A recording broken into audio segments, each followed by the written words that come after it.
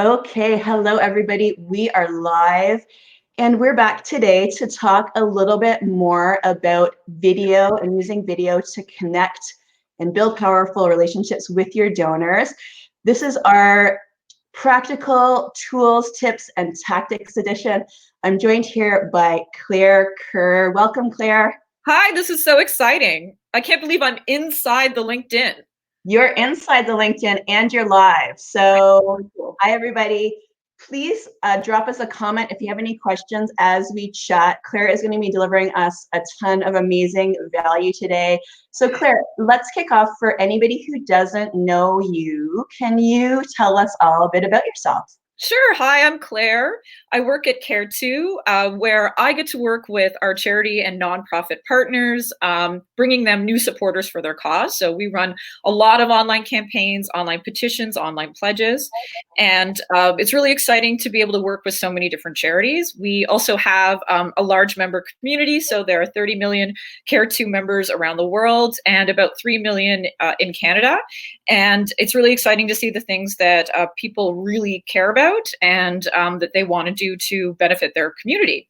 And then in addition to that, I also teach digital fundraising because at heart, like Emma, I am a fundraiser, and at George Brown College here in Toronto. That's excellent.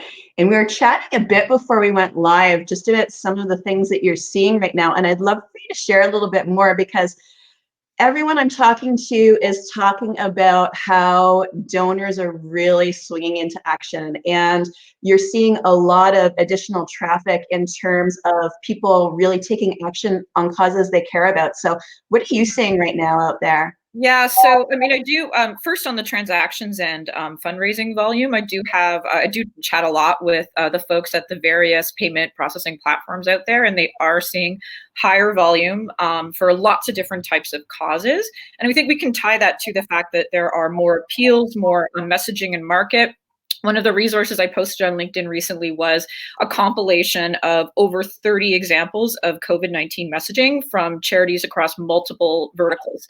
So not just health, but international dev, arts and culture, animals, wildlife, all of that. So that increased activity, definitely we're seeing more volume, particularly for donations. But just in general at 𝗕𝗏𝗁𝗁, where we run online petitions and pledges, we're seeing really an interesting effect that we have much greater traffic and much greater signups right now. And those are on petitions and pledges that are not necessarily responding to COVID-19. So what we think we're seeing is, and I'm sure e-commerce platforms and various other news websites are seeing the same effect, is that right now with much more, more people are at home. So they're spending more time on their screens, on their devices. So you as a marketer, you as a nonprofit or a charity, you have more eyeballs on your content. And so more people are reading your emails, they're reading your social posts. And because of that, that's translated to more activity. So we're seeing greater traffic across the platform, across all verticals, and no slowdown for campaigns that started before COVID-19 that were looking to bring in new supporters for causes that were not related to health. So I think that's really interesting and kind of just sort of reflects demographically what is happening right now. I think that's such an important message, because I've talked to fundraisers who feel a little bit hesitant to be getting out there right now if they feel like their cause or their mission is not directly COVID-19 related, but you are seeing there being an increase in terms of engagement for causes across the board. So I think that's a really important takeaway for folks. Don't hesitate to be getting out there right now, no matter what your mission is, because your mission still matters to your donors. Yeah, and there's one more resource I saw this morning that I'd like to mention if you haven't already seen it on LinkedIn. The folks at Next After, so nextafter.com, have put together a dashboard of emails of, I think it's a group of over 170 charities, and again, across multiple verticals, and it shows you what their messaging is, from January to April to current date.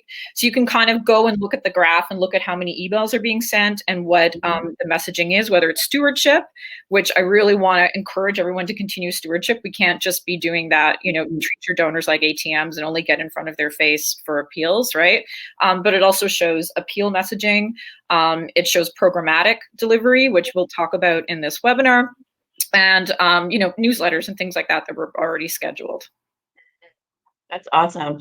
So yes, you have come. I said Claire is, as usual, over delivering because she has actually prepared some slides for us. This is going to be like a mini training.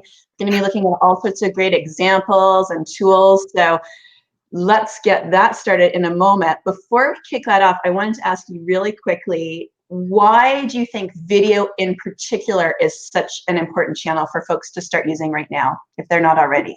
Well, you know that your audience members like video. Okay, so we're here in Canada. So the people that you want to reach, the people that you want to market to, or the people that you want to steward and show them how much you love them and how much your cause is important, they like video as a channel. So the fact that they are consuming online video, and really importantly, sharing online video with other people says that this is the type of tool that you should be working into the various channels that you can reach out to your supporters and donors on. And I think because we're here in Canada, I think that we are one of the top YouTube consumers in the entire world. Like, we really love online video. I think that if you look at like the top countries in the world that watch online video and say that they are regularly consuming it, we're always at the top. So if you're Canadian, you know that your audience is looking for this type of content. And also, one video that you produce, you can use that across multiple channels. So you can use it in social. You can, it can be a great email tool, which we'll talk about in this webinar. You can obviously embed it on your website, in your blog content. So it has a long tail of usefulness for you.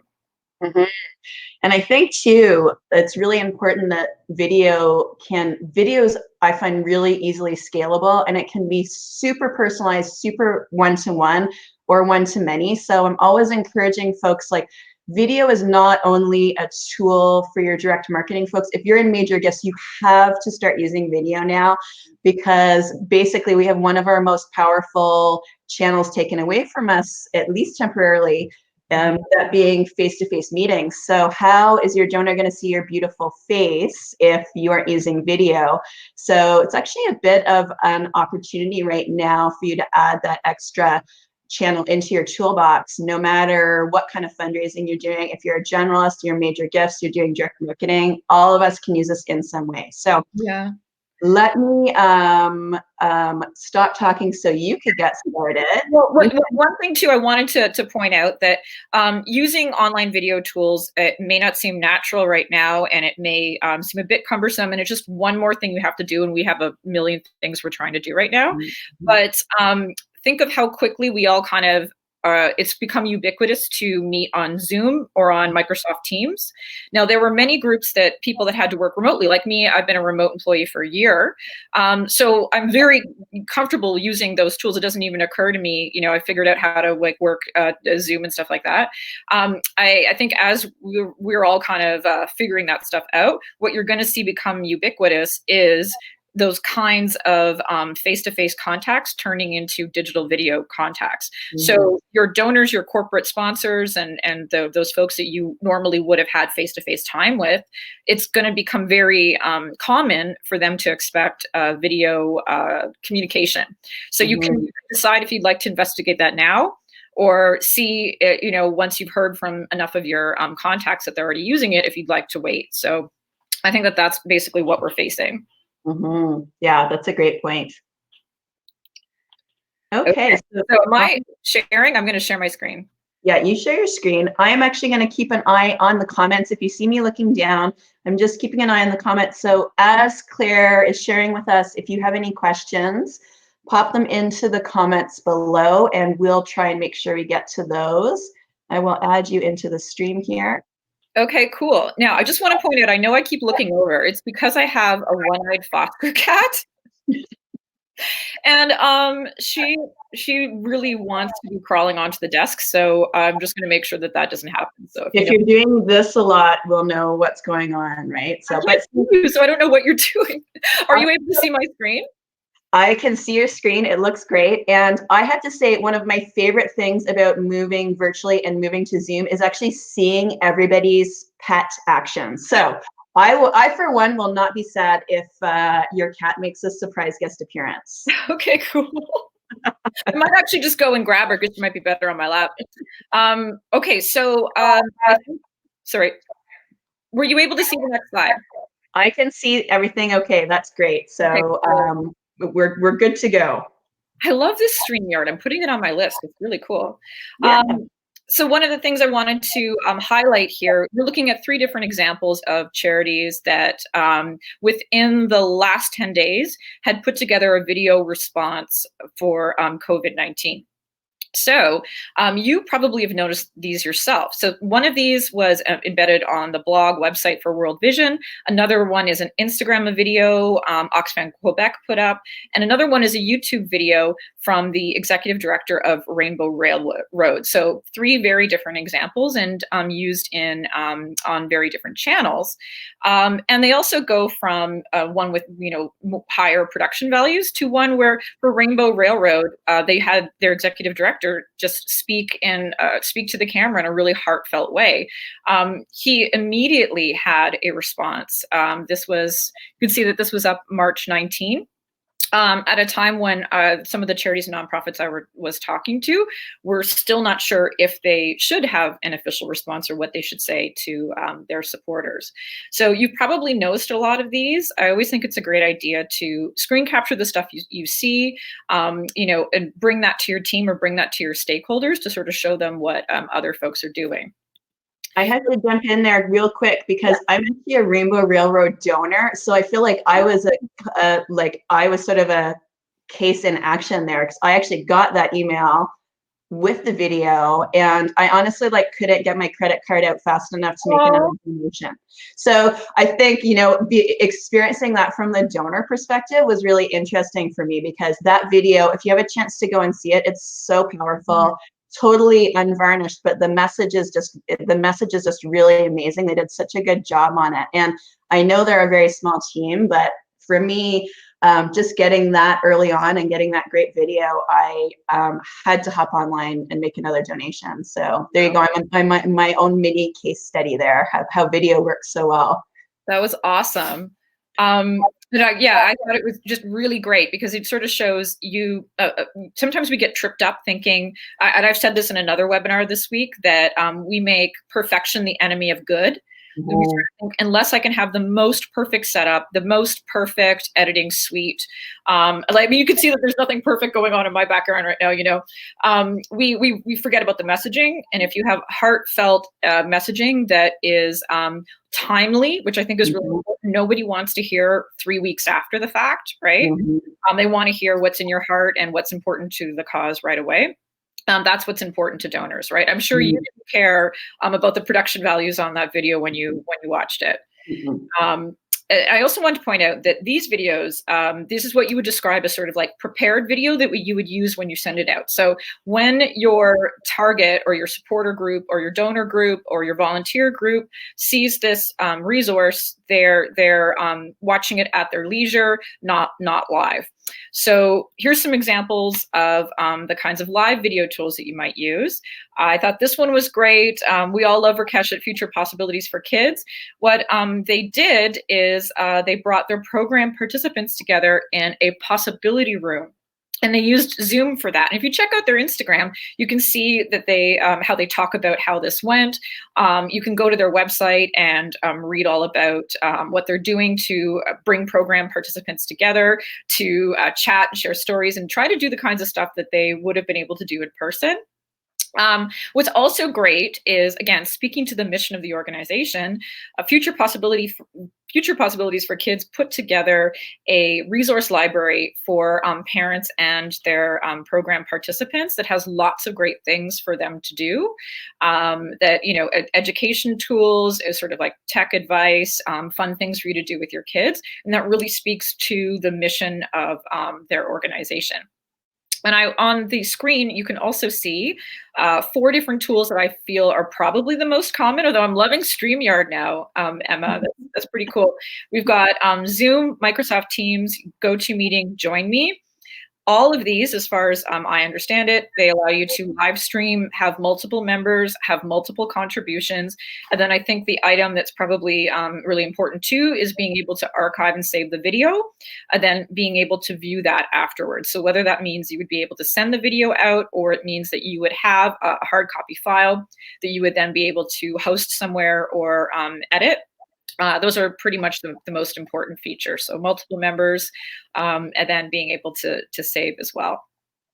Is there anything you wanted to add, Emma, on that, you know, the sort of like webinar technology out there that we have? Yeah, I mean, I can talk a bit super briefly about StreamYard. I started using it because to stream live directly to LinkedIn, but it's a great tool and is super simple to use. If you are doing live broadcasts, you can actually simultaneously live broadcast across platforms. So it's a great tool if you are thinking about increasing your live broadcasting. But I definitely use Zooms and actually use Zoom webinars if I'm doing sort of a larger scale webinar, and it's a great tool. But yeah, no, these are really all great examples for sure. And of course, we have seen, we know this needs no introduction. You all know how to stream on Instagram and Facebook. You see that I caught my cat grooming there. And when I switched over to Facebook, she was instantly annoyed. But we all know that there are streaming options through the native applications for social media. So we can go on Instagram, we can go on Facebook. You might want to have a quick message for your members. You might want to show an activity that you're doing to help, or this could actually be program delivery. So this could, you've seen lots of how to wash your hands videos, how to make a mask video, how to do crafts with your kids, like lots of great content. And we also see, you know, little sort of things that are related to your mission. So the folks at an aquarium or a zoo kind of still doing a little bit of education using these platforms. Doesn't really need any explanation, but one of the things I wanted to point out is when you do stream through these apps, you do have an option to save the video. So that is something you can save to your device, which you can then use later if you're going to edit it, or you can pull it into another platform. So if you just need some, you know, quick video, obviously you could just stream and you want to sort of show other people what kinds of streaming you've done with your community, you can then save that, which is kind of cool because if you have a stakeholder at your organization that doesn't really use social media, doesn't really understand what happened, sometimes it can be hard for benchmarking to kind of say, well, we did a live stream and there were this many people, right?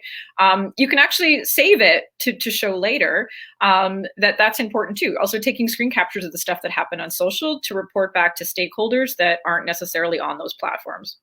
There's lots of legitimate reasons why you might want to not be on social media. And so this is like a visual way of demonstrating the kinds of things you did with your community members. So Emma and I were chatting before this webinar about how we, you know, why would we need some slides? And I said, because it's sort of, for me, I just feel like I'm a visual learner. So to have like some pictures makes it a little bit easier for me to understand. So that's why I have these up here. Yeah, I agree. Can I ask a quick question about live video? I noticed that not as many nonprofits are taking advantage of that, and I'm just wondering if you think that might connect back to the idea of perfection. Is that holding folks back? Because I'm really interested to see that of all types of video seems to be one of the least utilized. Least utilized, you see it a lot for actual events, like the day of a marathon or the day of a gala. And then they'll stream, you know, like or a campaign launch or something like that. But there's tons of hesitancy to be really active with live streaming. And I think a lot of that does come from the fear of not knowing what's going to happen if it's something's happening live. When social media first started, you know, back in the day, and one of the questions I would get all the time is, how do we handle if someone posts something bad on our page, or how do we handle if someone tweets negatively at us? And that's still a huge concern. And that is, you know, that's more asynchronous. It's not even like something that would necessarily be happening live and you would panic to deal with, right? So I definitely understand that hesitancy. And then also, I think you kind of touched on this too, that there is a hesitancy to be on camera too for a lot of us that aren't used to it. And I also think that it's more difficult for women in general. And we've seen that there's lots of media reports that speak to this, where female experts have, you know, greater pressures on them to sort of to be that sort of prohibit them from taking media opportunities. So I think you remember that happened back in the day with TV Ontario was sort of wondering, you know, why don't as many women want to appear on camera? And there are a lot of disincentives. So women are judged negatively for hairstyle, clothing, you know, how we look, that sort of thing. And there's just that gendered pressure. So I completely understand when somebody tells me, oh, I don't want to be on camera, I definitely understand where that might be coming from. Again, not all women and, you know, and men feel the same way too, but I think there's lots of research out there that show that there is that pressure. Yeah, that's really interesting. I also wanted to highlight that I think the first instinct with video, if you're thinking I should get a video out to my audience, is our CEO or our executive director could say something. And that's definitely true. That can definitely work.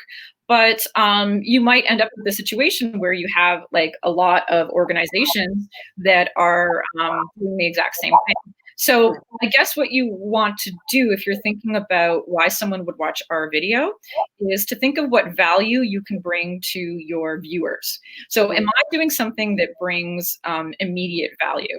So things like a Q&A with every charity, every nonprofit has experts, right? You have mission experts. And people want to know what's going on with your org. Doesn't matter if it's wildlife, doesn't matter if it's health, doesn't matter if it's arts and culture, right? You can do a Q&A. Individual donor thank yous, which Emma, you totally understand and are the queen of, and I'll show you some examples coming up. You could do a slideshow of images from your community. So you could go out and get some user-generated content and say, hey, we want to see all your pets. Where are all the pets? You know, send us your pet pictures and we'll make a quick slideshow. Or you could do programmatic delivery. You can use videos that be a demonstration or a walkthrough of either your services, maybe something new on your website. You can screen capture or video your website. Or a lot of folks are transitioning from in-person events to fundraising virtually. So if you are doing fundraising virtually for the first time, might be a good idea to do a little walkthrough using video to show people how to raise money for you online. Great ideas. One of the tools that I use to create my own videos using animation and explainers is Powtoon. This is a really simple tool. You guys can play around with it. And the folks out there that enjoy Canva or liked Canva back in the day, it's very similar. It's drag and drop software. You can even import a PowerPoint you have and then animate that PowerPoint and export it as a video. So you don't really need to have actually even live video. However, you're looking at the screen now. If you do have live video, you can drag your live video in there. Remember something you saved from Instagram or something you just took on your phone, right? You can throw it in here, you can animate it and add comments. You can add images, and then you can use video from their library as well. Now, that's not just the only one out there. There's so many different platforms. Powtoon is probably just the one that I've used the most. Here's a way to make animated videos with text. You've probably seen them on social media. Raw Shorts will do that for you. Really just takes seconds, minutes to take something that you want to make animated and do it through this product. remedialcreate also does the exact same thing. They actually, what's interesting about this service is that they will make sure that the content you create is sized for the platform that you want. So if you want an Instagram story video versus just an Instagram video in the stream, same for Facebook. So this is a really cool option for you as well. Claire, did I see that, does Powtoon have a special offer now for nonprofits? Am I making that up? So I feel like a lot of the platforms are actually offering really good deals now for charities and nonprofits. Yeah, so I think that Powtoon had made, I got an email from them and I actually shot them an email just to clarify, but they had made some of their services free for registered charities. Okay. So it seems to me that applied to, it was the US, sure, but to Canada as well. So I think they have a statement up on their website now. I think there's also a 30-day free trial, and to be honest, they have various levels of pricing, and their lowest level is not very expensive, and you would be able to create a couple videos. You can always create a video for free. It would just have the Powtoon the branding on it. So I'm not an expert on the sales for that company, but I just want to point out that all the examples we're looking at, there are multiple companies that play in this space. So sometimes people will say, what product should I use, right?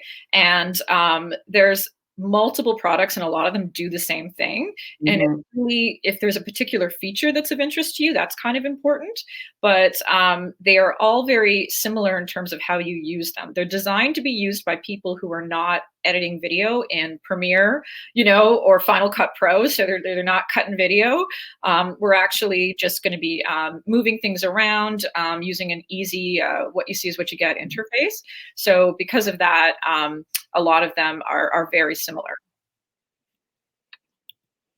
Now, this is my ultimate tip. All right, so if you need a video and you have a PowerPoint, and you can see I literally just grabbed this image from Getty Images, so that's how quickly I was moving on this today. You have a PowerPoint, you love it, you want to turn it into a quick video. For instance, you have text on the PowerPoint and you want to make like a quick text video for one of those social platforms. You can export your PowerPoint as a video. So you can see, I've just taken a PowerPoint that I've made. I'm going to go export it. And I have a couple very, very minimum options there. I mean, this is not, video editing at all, but you can decide how quickly you want your slides to advance. You can also come up with the sizing for your video as well. So if you were going to do it for social, I would suggest that you just look up those stats or those specs, and then you're ready to go. I have to laugh a little bit at that one, but anyone can make a video, guys. Just if you've got a PowerPoint, you're good to go. Well, I think an important message because people are super intimidated by video. And I think still in our sector, when people think video, they think like these super professionally produced, super polished, like marketing pieces. Yeah. And I feel like now we have tools that anybody can use. It's become really, really accessible. So I just love to encourage people to change their mindset around video because I'll say this, if I can do it, you can definitely do it too. Yeah. So the platforms are simple, they're really accessible. And I just really encourage folks to kind of shift that mindset away from, I need a professional crew to like shoot and cut something, to all of the great things that you can actually do internally in your organization, all the great tools that you can use. Yes, and every platform that I've described, let's put a social media aside, but every platform I've described has literally a how to get started wizard or template. So these platforms make money if you use the platforms. So they want you to be successful. They want you to be able to produce a video and, quickly and have a good time and, produce multiple ones within their platform. So they're designed to work with people who are not professionals in terms of design or video. And I always joke, I'm sure, Emma, you've heard me joke this a million times. I have a liberal arts degree. So, I went to the University of Waterloo. But I mean, I just allow people to think I'm an engineer. Like, you know, I'm not. And people hear that you went to Waterloo. For the Americans on the call, it's like the MIT of the North. They hear, oh yeah, you went to Waterloo. And I'm just like, you know, it's like not go too deep into this. But the last part that we're going to talk about is actually Emma's wheelhouse, because I think she's an expert in this. If you just want to talk into the camera, send out that video, but you don't want to like post on the web. You're not trying to like, you know, make a video, put it on the homepage of your website. You're trying to make a little video to speak to one person or a small group of people. And you probably want to disseminate that through email. How would I do that? There's 3 options that I've tested and they all work fine. Right? So again, this is not like a promotion of any one particular one. 𝗕𝗶, Vidyard, and bombbomb.com. All of these work very similarly and they all work really well.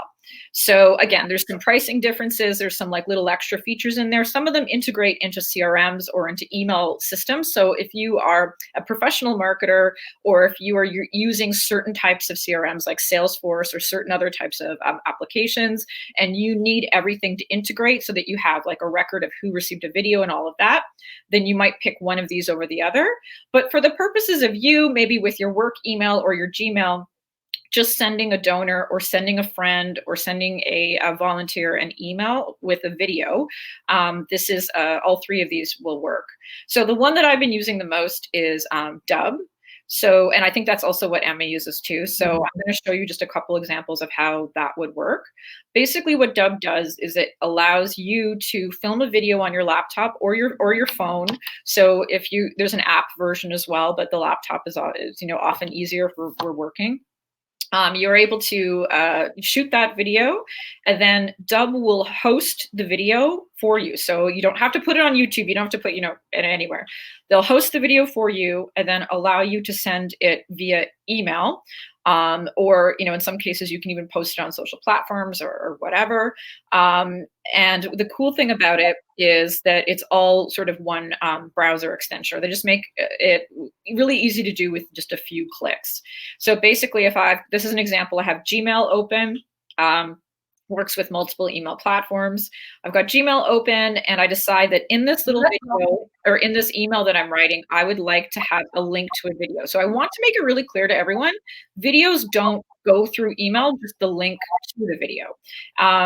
So there isn't a way for you to, and I hear this a lot from charities and nonprofits, they want to embed an actual video in an email that they want to send to their donors. So we don't do that. We only make it look like there's going to be a video. And then when you click that, then you go to the video, right? So that's the same thing that's happening here. I'm going to send a personalized video to a friend of mine. I'm typing up my little email. I click the red record button and you can see in the bottom of the screen now, I don't know how many bubbles on the screen there are with my face in them right now, but there I am down there looking all serious. So I'm going to tell my friend, you know, hey, thank you so much for that great donation, or hey, I can't wait to work with you on this project. And then 𝗕𝗶 will save it and create a little animated preview. This is a screen capture from back when I had bangs. I mean, life was so different in the before times, I think. You know, I'm not going to cut them now. Like, I'm not crazy, so I'm not going to do that. Don't do it. You can see that this is what the email would look like. There's an animated preview of the video that I just sent you. So, and then it also has, you know, play the 53-second videos. That kind of tells you how much of the video you're going to be watching if you click it and you go off and you hit the 𝗕𝗶 page or the bomb page or whatever it is. So 𝗕𝗶, bomb, Vidyard, again, these are all very similar. They can insert that video into email, but they can also insert any video that you have. So you can do a live video where I'm typing my friend and I realize, you know what, I would rather say this out loud. So I'm typing up the email, click the button, and I do my little, hey, how's it going on, you know, and then the video gets added to the email. However, if I have a video resource already, so I have one of those hosted videos we talked about earlier. So I have something I created in Powtoon. I have a video that shows, I have the message from the executive director of Rainbow Railroad, and I want to send that out again. 𝗕𝗶 will allow me, any of these platforms allow you to upload that video. and then insert the animated GIF into the email platform.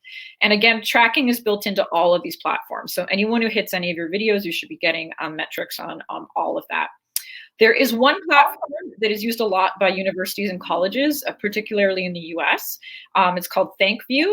It does a lot of this. It's very similar. It allows you to send emails to your donors. So this could be send it to your donors, your alumni, that whole thing. But I think because they're designed to be used by fundraisers and to be used by advancement professionals, there are some integrations with CRM. So I have not tried this one, but I suggest that you could give it a try if you are, particularly if you work in advancement. Okay, just one last thing. What the heck do I say? So I gave you some suggestions at the beginning. So you could do a Q&A, or you could talk about how you can fundraise online, or there's like different things that you can say. If you're just going to do like a follow-up thank you to everyone, thank you for your support, thank you for being there for us, thank you for reading our emails, and thank you for being members of our community, there is a really great script that Pam Grow and Simon Scriver put together. You can also get the full script of this on Pam's website, so pamelagrow.com. This is actually a call script. So this is a script that Pam had out really early, where she was suggesting that charities and nonprofits communicate with their donors as soon as possible. So just give them a call just to say thank you for their support. So it's not a solicitation message. This is a pick up the phone and call the people that are important to your cause. So there's an actual script that she wrote out for that conversation. I think you can take this script and adapt it to a 20-second, 30-second type video, probably even less than that you might make. Hi, Jenny. Hi, Mark. Just wanted to thank you so much for your support last year. I saw that you posted on Facebook that your family's all well, and I'm glad to hear that. Just thanks again, and you can get in touch with me at any time, that kind of thing. So if you're not sure what to say, adapt one of these type scripts. So I think is that it? I'm going to stop sharing. That's amazing. I feel like there's so many great resources out there right now, and I'm really heartened by how generous everyone's being just to like share all these really cool resources. So yeah, check that out on Pam's website. But I've seen a lot. I know on Blue Frog in the UK, they were doing some like templates for mail like fundraising solicitations.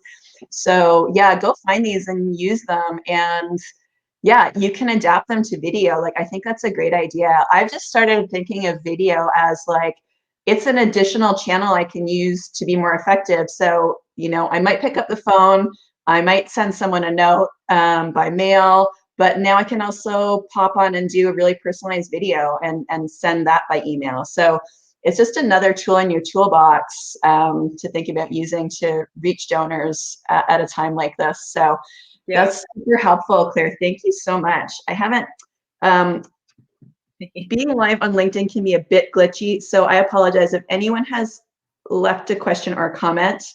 And if we haven't gotten to it, we'll follow up afterwards for sure. Yeah, message me. Oh, since we're on LinkedIn, yes, this is what I think that it looks like. I can only imagine what it looks like to you guys. There's the LinkedIn stream. Yeah. And then this side, there's going to be a message box, right? So yeah, if you want to talk about digital fundraising, acquisition at the time of coronavirus, all that stuff, message me in the inbox that I think is here. And if it's we'll hope it's really. Claire, this has been amazing. You have shared so much, so many incredible resources. Oh, here's a question I am seeing. Can you track views on any of these platforms? Can you talk a little bit about like tracking views and metrics on the platforms, any of the platforms you talked about? Yeah. Sure. So yeah, so the 𝗕𝗶𝗁𝗵 Vidyard group, they have built-in analytics. So yeah, you would be able to track people that are viewing the video. In many cases, you can actually track what percentage of the video that they viewed. So I actually think that that's a feature that comes from the e-commerce or marketing. People want to know. And again, those platforms were designed for those verticals. You know, we can use them in the charitable sector, but so you can actually determine at what point people drop off when they're watching a video. So yeah, so I think like Vidyard is the 𝗖𝗲cie product. So it also works with those products as well if you use those too. So there's quite a lot of benchmarking or analytics you can get. You can obviously get geography, time that people clicked, and also I think you get email analytics. If you use those tools to send the email, you can also find that someone has opened it and clicked the link, whether or not they watched the video. Okay, very cool. I have another question. How much video creation editing do you do on mobile? If perhaps you, and how do you do that? Or is this something that's more useful to do on the desktop? That's totally a preference. I personally just do stuff on the desktop because that's how I was trained to do all creative stuff is on the desktop. So I mean, but I'm like a Photoshop Illustrator old school person. Like I learned to edit video in Final Cut, like way back in the day, right? I think we actually had to digitize it. So we had like the things and we brought the whatever. So for me, that's just my process.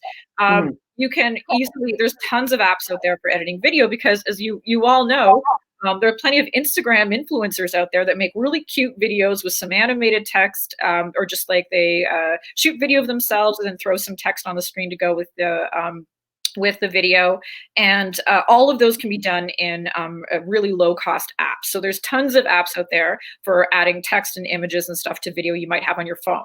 So again, if your random Instagram influencer can do it, you guys can do it too. It's no problem. It's just about not really about the tool or the the way that you're going to work on the tool, but what you have to say, because we've all seen so many examples of beautifully produced videos that obviously had huge teams working on them that just didn't, the messaging was didn't hit the mark or just didn't speak to people. And we've so one example would be like the Pepsi ad.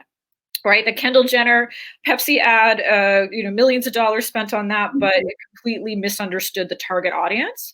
And then you have these cool videos that are coming out with cat shelters, where they get the local used car dealer to stand in front of a camera and sell cats like he's selling used cars. And those went viral. So many shelters did those, right? They're funny. And why? Because everyone in your community knows the local car dealer, right? And talking about cats like they're different types of cars is hilarious. I've got one with 3 wheels, one with 12 years old. I've got little ones, I got big ones, so, and that costs you nothing. What does that cost you? Your time. That's pretty much it, right? So it's really up to you. Yeah, if you have a minute more, actually, I'd love that. Brings to mind that I want to talk like super quickly about equipment, because I think the idea of, like, for example, I might actually film a video on my phone, and then I might actually upload it to Dub and share it that way. So you can do a bit of a blend, but I don't know if you can talk real quick about actual like physical equipment, like in terms of like what are you using right now in terms of camera and audio?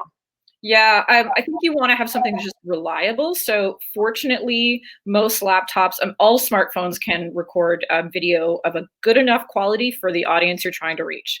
So it's not going to matter whether you have a Android device or you have an iOS, platform.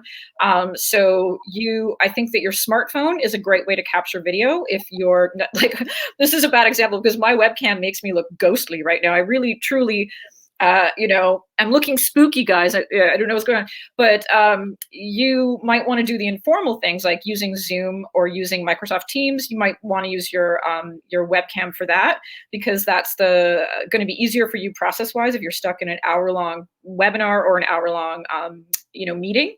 if you are just taking short little bits of video, like, hey, let's go around the zoo and like take some pictures of elephants and show that to our supporters, or I'm going to be doing some really clever cooking using canned goods, and I'm going to show all my supporters how they can make some low budget meals.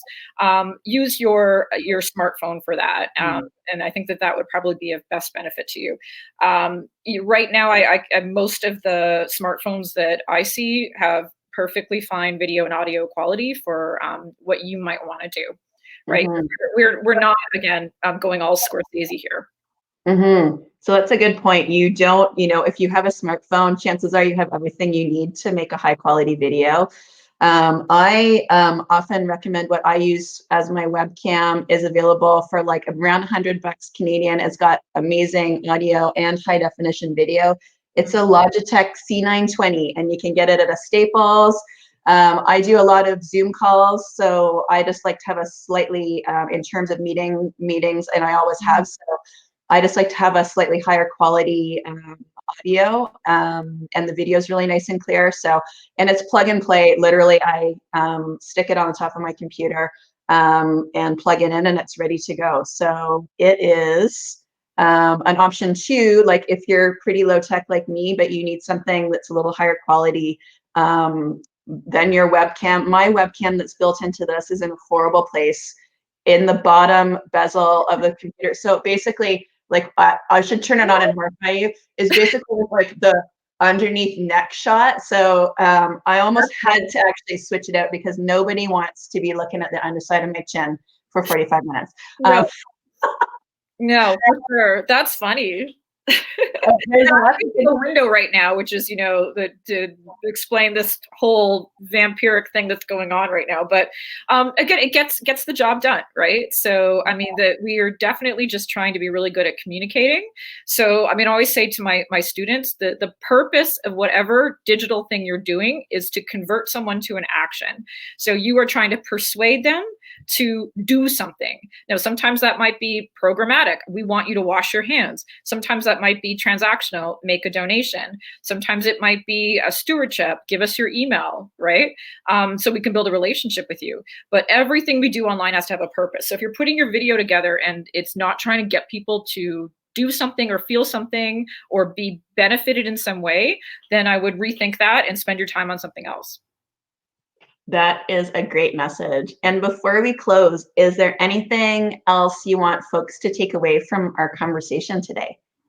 I think just maybe don't stress out so much, because if you think about it as more of a casual thing that you do a lot of, communicating through video, it just becomes one of those things that you do as as one of the channels that you communicate on. So don't stress out too much, Yeah. That's a really good message. And I want to leave folks with, I think it's possible for everyone to do this. So, give it a try. I am hearing a lot from fundraisers that there's a bit of hesitancy from their leadership team around video. So any parting messages for folks who are actually leading organizations right now who might feel a little hesitant about using video? So would be two messages. One would be, if you're a leader or a stakeholder and you're watching this and you're thinking, why aren't my team members using video? I would suggest that you open up a conversation with your team members rather than coming down from, on high and saying, we got to be using video, blah, blah, blah, because everyone is really strained right now and doing a lot of different things. So you could lead by example by playing around with one of these tools yourself, right? So you could try sending out a video to one of your contacts or to the board, right? You could try doing that. So you could, get familiar with those platforms, and then you have reasonable expectations for what you would expect your team to do. And then if you are someone, you're a manager or coordinator, and you want to work video into your marketing, again, you could do a proof of concept. So you could play around on one of these platforms. A lot of them are free, and show folks what you can do. And then also, I find if you're trying to make the case, showing examples of what other organizations are doing is very effective. So you can start collecting some of the examples that I described, and sort of explain to your stakeholders that this is something we want to work in as well. That's awesome. Thank you so much, Claire. This has been amazing. I really appreciate all that you've had to share today. And folks, if you're watching the replay, don't hesitate to leave us a comment if you have any more questions, because we'll keep an eye on it. Chat, yeah. Message me in the message box. Or drop a comment below. We're doing some good things. Like, subscribe. Oh, I feel like a YouTuber. This is so cool. And everybody, keep up the great work. I'm just seeing some amazing messaging and work out there. And we know what a stressful time it is, and we know how much strain folks are under. So everyone's doing an amazing job, and we're cheering you on. And if we can be of any help, let us know. So hopefully you found this helpful. Claire, thank you again so much. Now remind us where folks can find you apart from messaging you. Where can they find you? Yeah, you can email me, so Claire@𝗕𝗶𝗁𝗂.com. Or yeah, you connect with me on LinkedIn. Excellent. Okay, thanks so much, Claire. Hey, bye. And thanks everybody for watching.